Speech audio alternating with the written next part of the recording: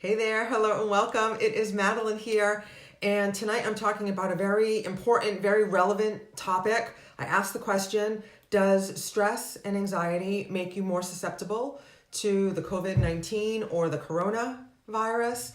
And the short answer is yes, absolutely.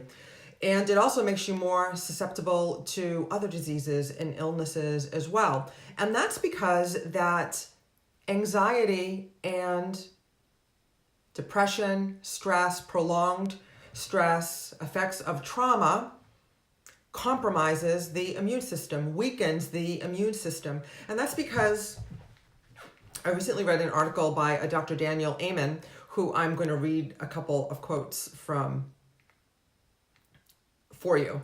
So what happens when you are in anxiety, when you spend time in anxiety and or prolonged stress, worry, depression, it compromises your immune system because your cortisol levels are elevated. They're elevated for a prolonged period of time, and that in and of itself is enough to weaken your immune system. So you'll remember that I've mentioned before that when you are in anxiety, stress, or depression mode, that your body is in fight or flight, okay? And what that means is that physiologically, what that means is that your body, it's so brilliant, right? Our physiology is so brilliant, has shut down everything that it doesn't need in order to fight or run, and has amped up everything that it does need in order to fight or run. So again, this is brilliant when we are faced with true danger, but not brilliant when we are faced with repeated anxiety and stress from our everyday, modern day life, right? And now, with everything going on with the coronavirus and the media bombarding us with negative news, now if you are already in a state of anxiety and or heightened stress or prolonged stress response, now that is amplified because you're frightened about all of this pandemic news. And you should be, right? So not about the virus particularly, because as I've expressed in other lives or communicated in other lives, it's not as an immediate threat, okay, right? The COVID-19 is not as an immediate threat, as is the impact, the effect, the negative effect of anxiety or stress on your well-being, on your body, on your mind, and on your spirit. Because anxiety and stress, again, compromises your immune system. And our immune system is what we need in order to fight physical threats like COVID-19, the coronavirus, like the flu, okay, which is having a bigger impact on the world and our nation here in the United States right now, okay? Even our immune system is meant to fight off viruses. It's meant to fight off assailants, right? Like illness and bacteria and viruses and all of that stuff, right? That's what our immune system is meant to do. And it does it. Hey, Gina, good to see you.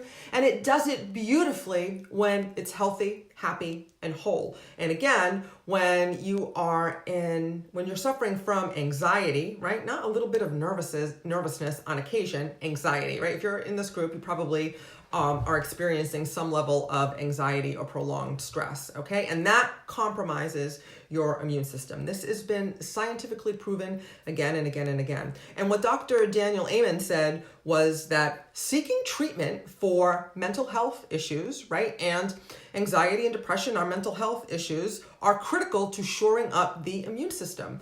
And having a strong immune system is critical to fighting off disease, including viruses like the influenza and the coronavirus, okay? So he also said, Dr.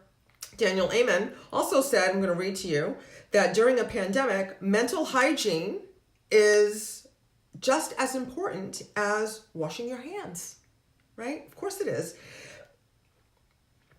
Being faced with the pandemic can have serious impacts on the brain and your mental well-being.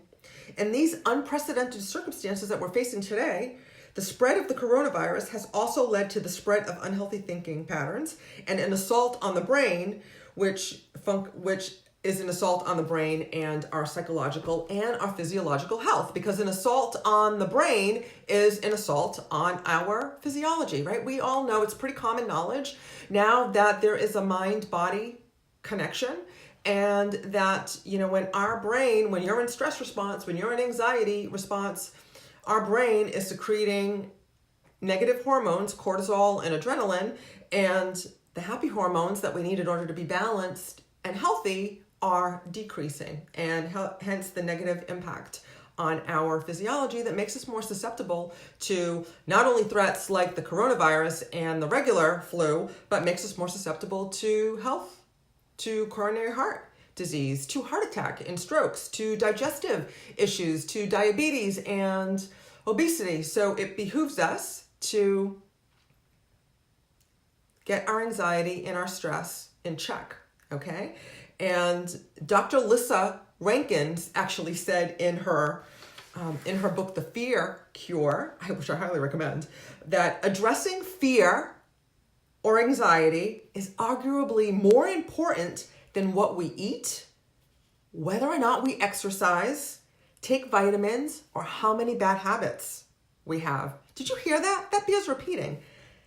Dr. Lissa Rankin says, addressing fear and anxiety is arguably more important than what we eat, whether or not we exercise, take vitamins, or how many bad habits we had. That's how detrimental anxiety, fear, and stress are to our health.